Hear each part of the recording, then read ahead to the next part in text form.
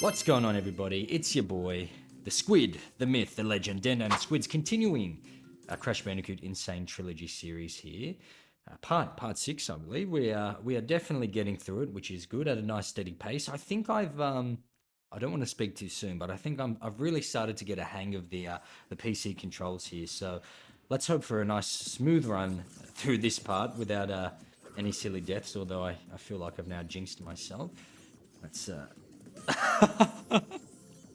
Oh, like literally, I'm just gonna shut up now. I thought you could jump on their heads. Apparently, you can't. All right, we're gonna avoid them. Um, but yeah, I was on YouTube the other day, guys, and my YouTube feed is like predominantly now made up of Crash Bandicoot videos. Like the algorithms have fully caught on that I'm back into my Crash Bandicoot. And you know what's been coming up quite a lot? It's the speedrun videos. I don't know if you guys have seen these before. It's essentially a speedrunner is a person who aims to get through an entire game as fast as possible. That's the simple explanation. And speedrunners have like fucking got gaming down to such a sweet science. So they do it for like every game imaginable, from old retro games to modern games. And in terms of the Crash Bandicoot world, the speedrunning, there's like a community around it. In fact, the community is so large and they have such a strong voice that the developers often take speedrunners into consideration when developing a game, which is an interesting fact.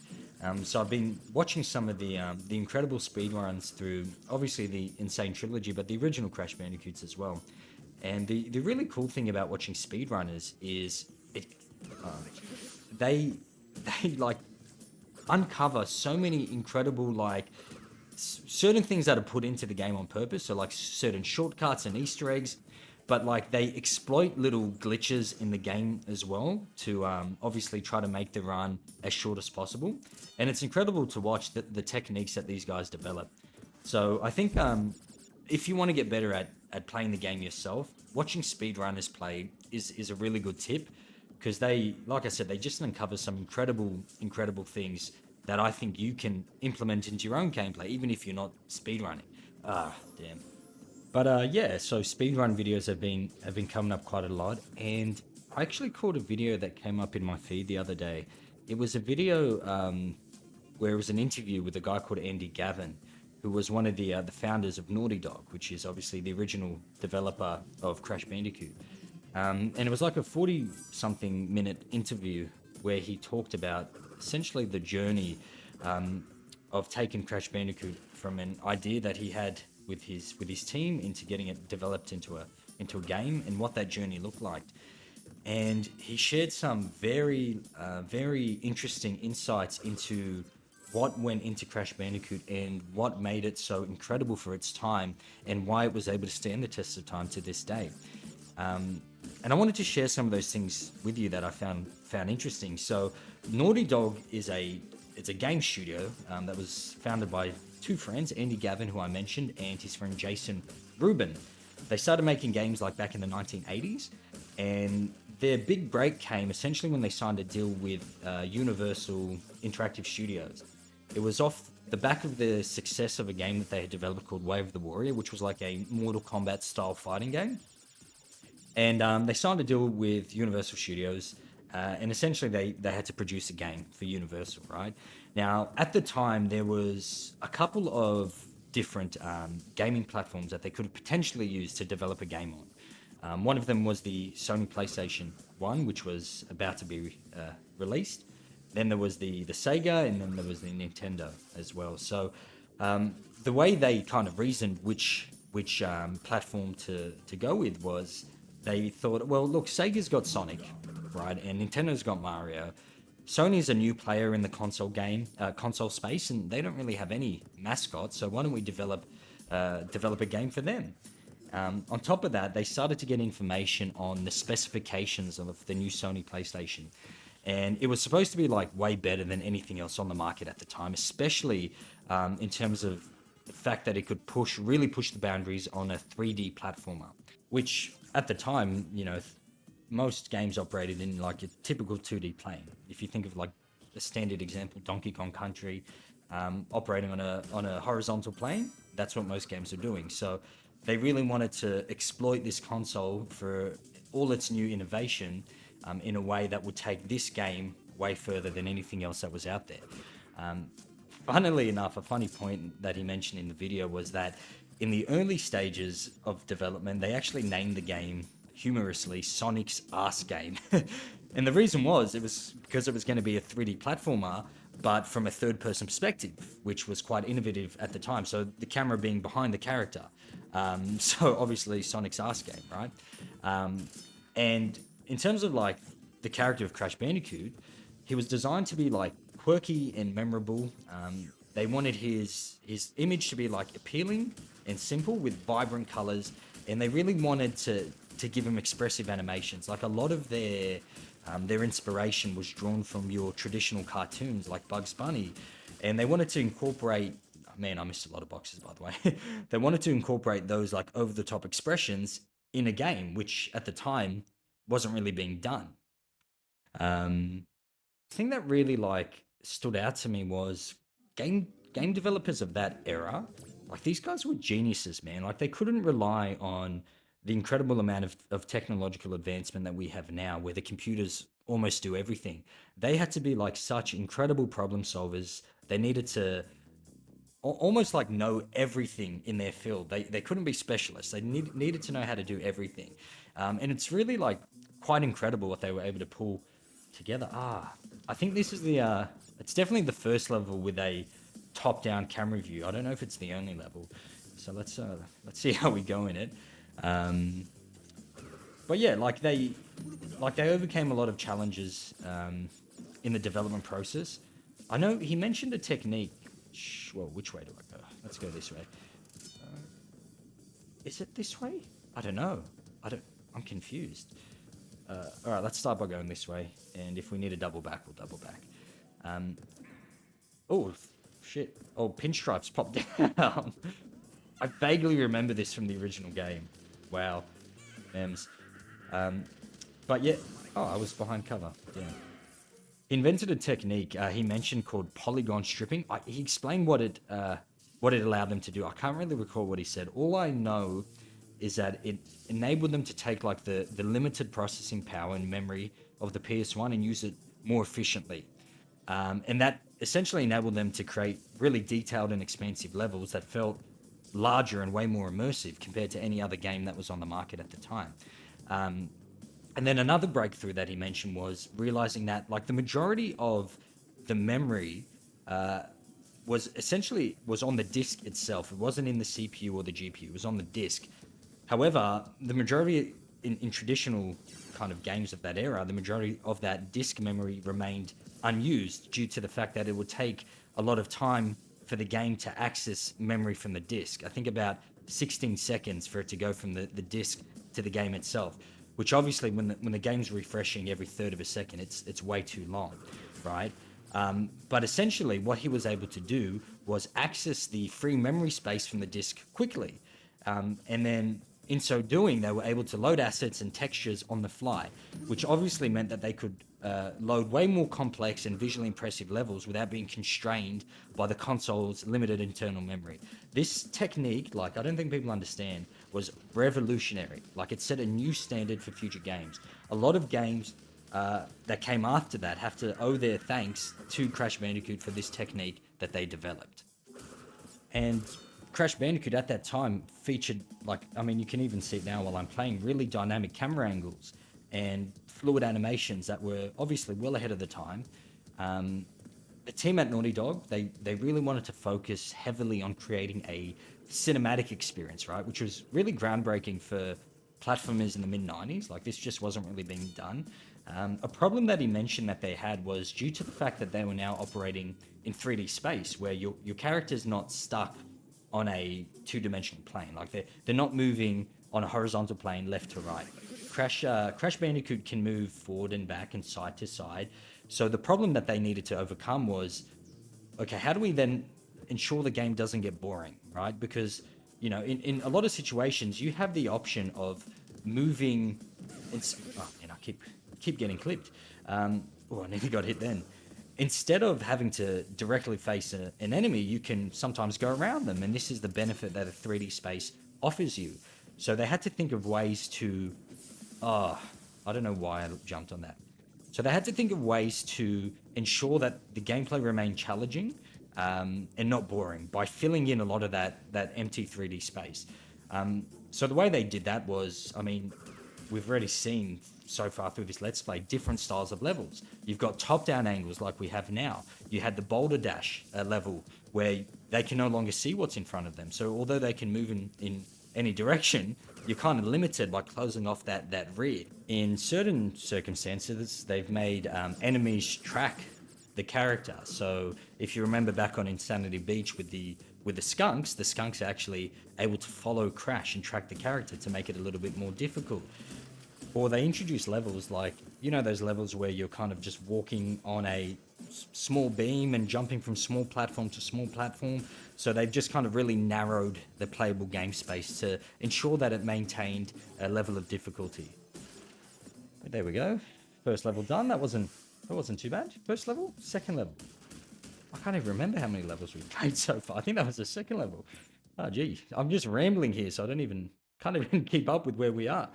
Let's keep cracking on. Let's see if we can. I think we're moving at a good pace, so let's see if we can crack a few levels here in this one go. I mean, here's a perfect example of what I was talking about, where in order to maintain difficulty in that 3D space, they've removed a lot of ground. So now we're jumping from platform to platform, which is obviously much harder than just walking in a big kind of open area. But yeah, so Crash Bandicoot 1 came out in 1996 and very quickly became one of the best-selling games on the PS1. And it was met with like really good reviews initially. It was praised for being so innovative with the impressive graphics, engaging character and storyline. And the success solidified Naughty Dog's reputation in the gaming industry.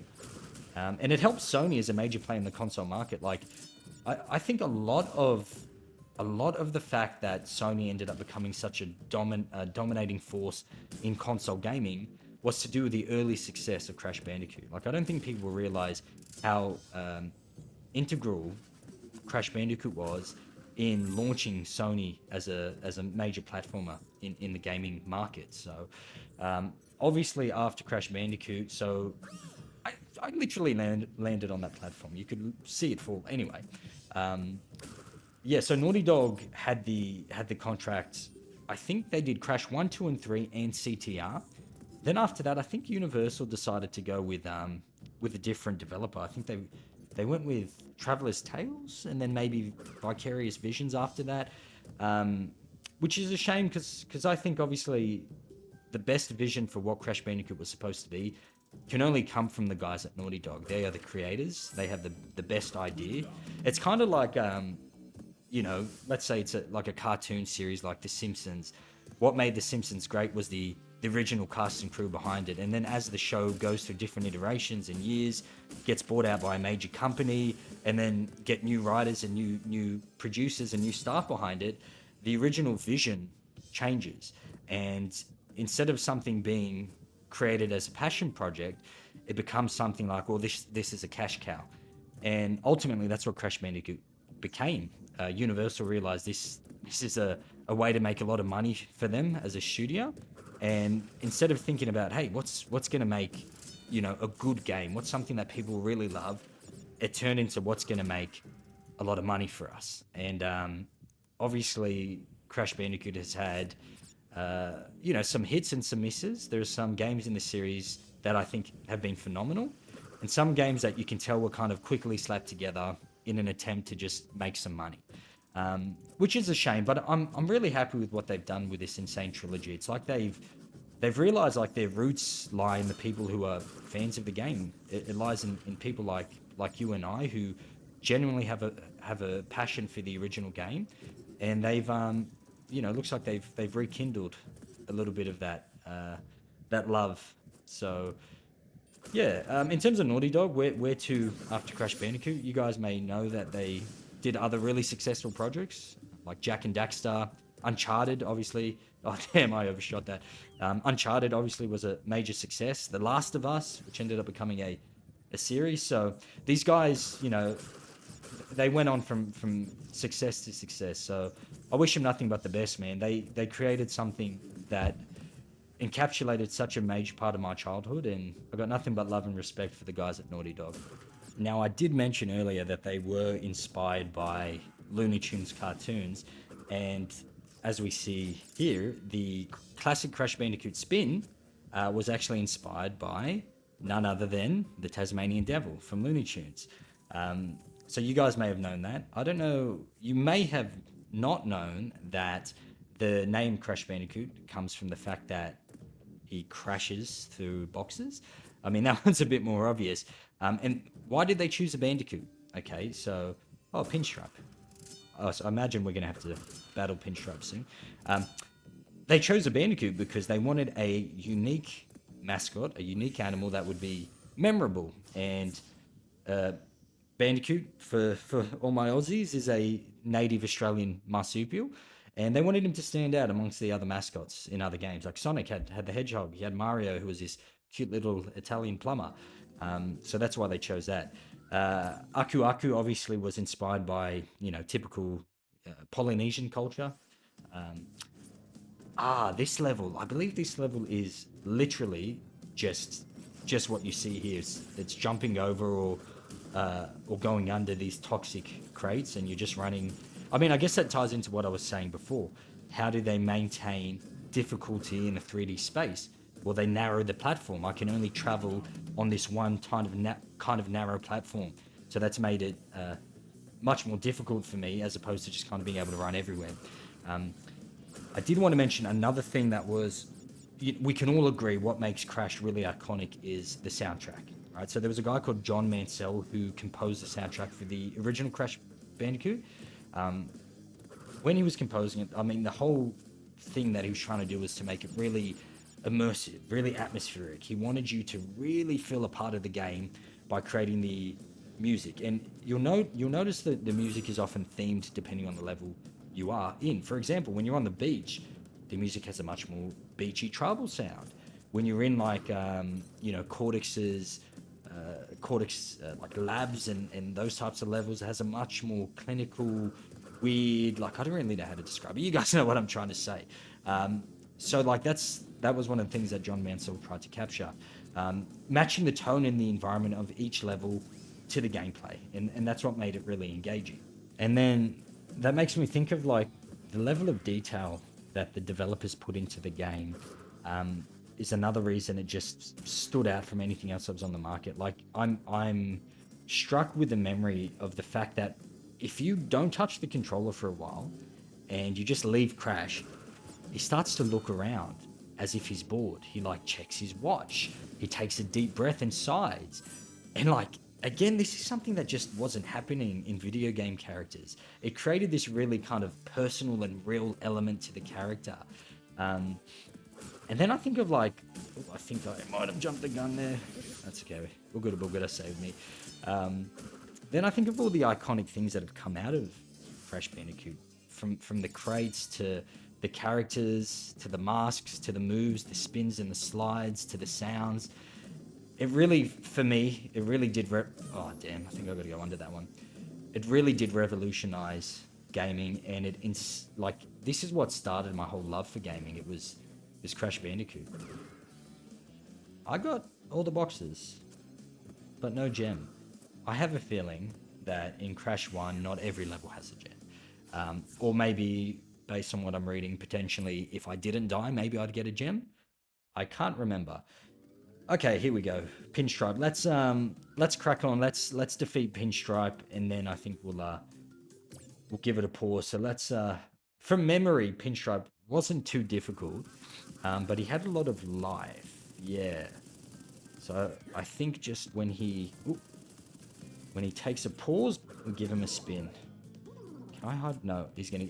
Damn! I thought maybe I could get away with hiding behind his table. I think what Crash Bandicoot has done really well is create really appealing environments. Whenever I play Crash, I always think, I'd like to go there. I'd like to live there. I think this is most felt, obviously, on Insanity Beach. It's this beautiful tropical paradise. But I often have that feeling when I look at some of Cortex's spaces, like his headquarters, his blimp in Crash 1. Oh, nearly died there. In Twin Sanity, I felt it especially. There were so many places where I'm like, oh man, I'd really like to go here. So they've done a really good job, and obviously with the remaster, I think it's even more pronounced because of how aesthetically beautiful a lot of the maps are and a lot of the spaces. There we go. We've popped in. Woohoo! Another boss battle done. I think we're near the end. I think there might be one other boss before Cortex. I think we do Embryo, and then Cortex, and that's it, with a few levels in between. So if you guys have made it this far in the journey, thank you very much for watching, and I guess we'll end it here, and we'll continue in the next episode.